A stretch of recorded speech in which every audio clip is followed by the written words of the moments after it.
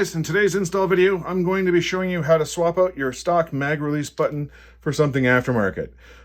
This one happens to be the Odinworks XRS2, I believe, extended mag release button. It is a real steel item. All right, tooling wise, what are you going to need? You will need, at least for this particular mag release button, a 332 Allen key.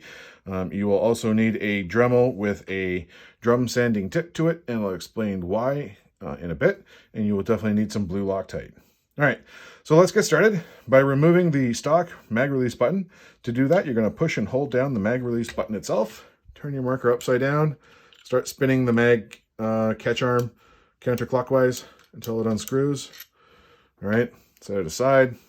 Now, keep in mind that mag release button, the stock one, is still under spring tension, so release it slowly. Don't just let it go, because not only will your stock button go flying, but more importantly, the spring that you need to complete the reinstall will go flying too, and you don't want to lose that guy. All right, now quickly for the Dremel part. A lot of the real steel mag release buttons will not fit your T15, and they may look like they will, but they won't, and they're actually really close to the measurements of each other, but they're not. The button is 0.1 of an inch too wide all the way around. All right, so because of that, you need to remove some material around this edge all the way around to make it freely go in and out of the hole. All right, now that's why you need the Dremel. I know there are some airsoft mag release buttons that don't need any modding whatsoever. They were made slimmer and they fit in and they do what they got to do really easily without any modding needed. I know a lot of the real steel stuff does need to get modded. All right, now what are you going to need to do next? You're going to want to sand it down. I happen to have this aluminum block here just to help make the motion more fluid and give myself a better grind. And I have also preemptively done a little bit of the grinding on this mag release button. Happens to be a spare that I have, just to make the video go by a little bit quicker.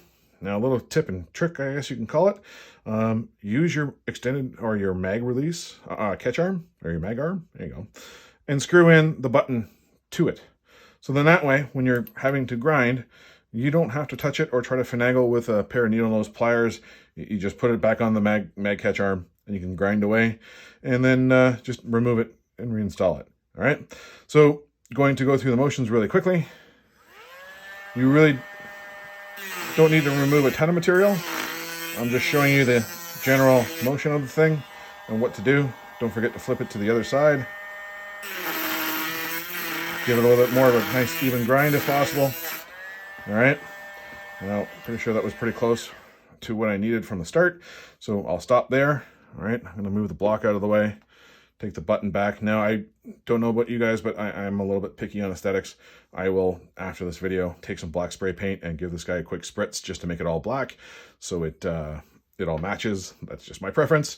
Of course, you can do what works for you. All right, now just quickly to show you, that guy fits in really well, really smoothly, to the point where I don't need anything to take it back out. Okay, so the reinstall is pretty much the same as what we did to take it out.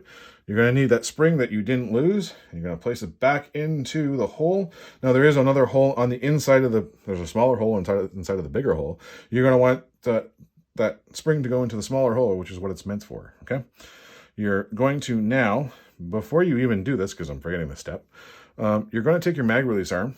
You're going to grab your blue Loctite. You're going to give your mag release arm a little dab.